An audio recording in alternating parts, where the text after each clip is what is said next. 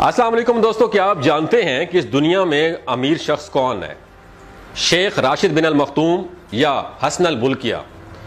दोस्तों, वो शख्स जिसके पास 600 रोल्स रॉयस कार मौजूद है, जिसका मोबाइल सोने का, बेडरूम सोने का, जहाज सोने का, वॉशरूम सोने का, और वो गाड़ी जिसमें वो सफर करते हैं वो भी सोने से तैयार की गई है।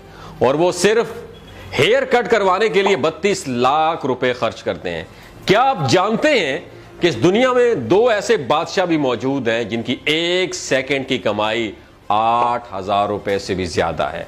दुनिया की सबसे महंगी गाड़ी रोल्स रॉयस, जिसको खरीदना हर इंसान का ख्वाब है, लेकिन उस बादशाह के पास 600 रोल्स रॉयस कार मौजूद है, और एक कार तो उसने सोने से बनवाई।